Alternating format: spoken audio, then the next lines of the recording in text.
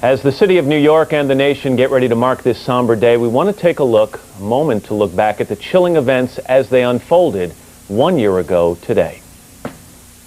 The 11th day of September 2001, surveillance cameras at the airport in Portland, Maine caught these images of the hijackers. American Airlines flight number 11 from Boston's Logan Airport, scheduled to go to LAX. It left at 8 a.m. this morning. We have a report the plane may have flown out of Newark, New Jersey.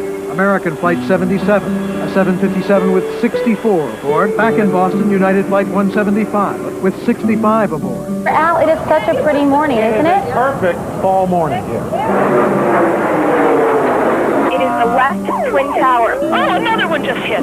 Something else just hit. A very large plane just flew directly over my building, and there's been another collision. A second airplane, a 727 just ran into the building.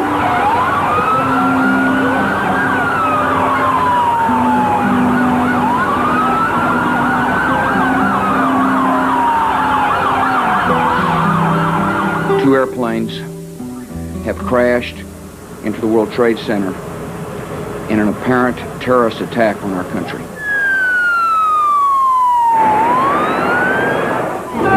There was an explosion of some kind here at the Pentagon. They are now confirming that it does appear that at the Pentagon it was a plane. The FAA has banned all takeoffs at all airports across America. The building has collapsed. That tower just came down. These pictures are beyond belief. We now have an AP News alert out of Pittsburgh, the crash of a large plane just north of the airport. The other tower of the World Trade Center has just collapsed. There's been a declaration of war by terrorists in the United States.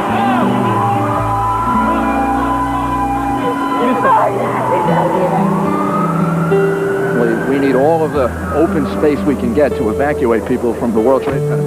Spent a year in combat. Never saw anything like this. Nothing this devastating. Our military at home and around the world is on high alert status. A third damaged building.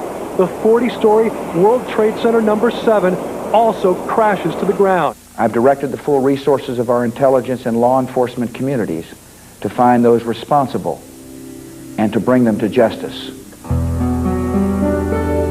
America has been attacked, and it has been changed. September 11th, 2001. We now want to check in with our correspondents stationed across the country. Jim Miklaszewski is at his post at the Pentagon, as he was 1 year ago today. Robert Hager is at Reagan National Airport. Brian Williams is covering Homeland Security, and Kelly O'Donnell is in Shanksville, Pennsylvania. Mick, let's start with you. Katie, there are several indications today that the war in Afghanistan, indeed the war on terrorism, is far from over.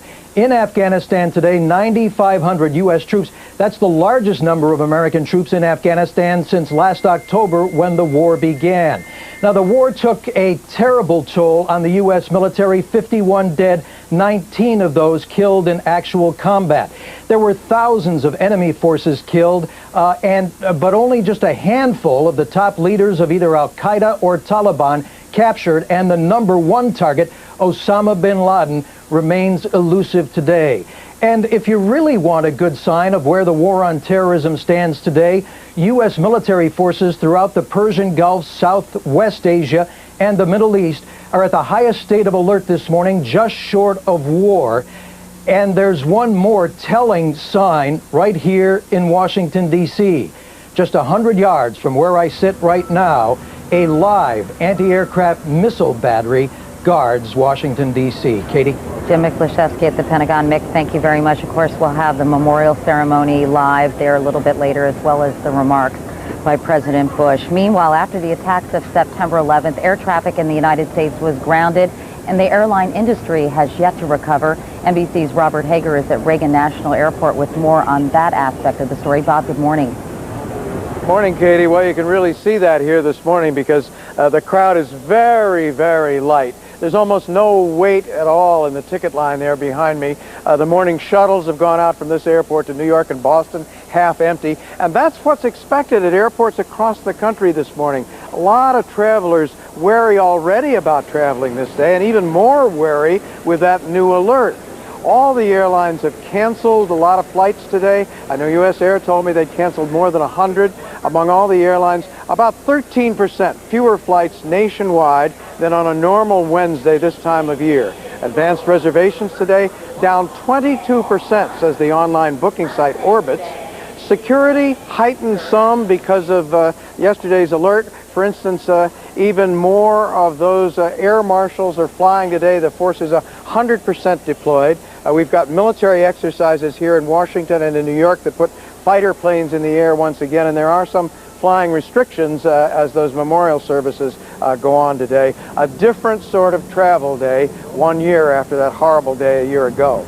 Katie. Bob Hager at Reagan National Airport. Bob, thanks so much. We'll be checking in with you throughout the morning. Meanwhile, NBC's Brian Williams is covering Homeland Security. He joins us from MSNBC headquarters with more on that. Brian, good morning. Good morning to you, Katie. And despite this new elevated threat level, which included, by the way, the rather chilling admonition from the feds that families across the country should talk about this day, its significance as an event, even know how to contact each other throughout the day, it appears the business of this Wednesday morning goes on.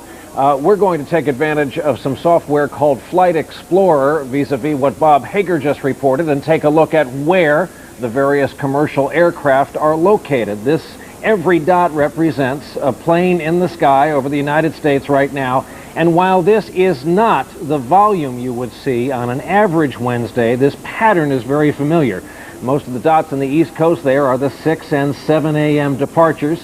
Most of them headed west, and we will start to see the area around O'Hare come to life and the area outside LAX come to life as the morning goes on. Schedules reduced about 13% officially, but remembering that all the major East Coast landmarks are being protected by either missiles or F-15s or F-16s aloft, it's still a good amount of business in the skies over the United States. Katie, we'll check in on it through the day. All right, Brian Williams. Brian, thank you so much. In Somerset County, Pennsylvania, 40 people were killed when United Flight 93 plunged into a field after a desperate struggle. NBC's Kelly O'Donnell is there as family members and friends mark this day.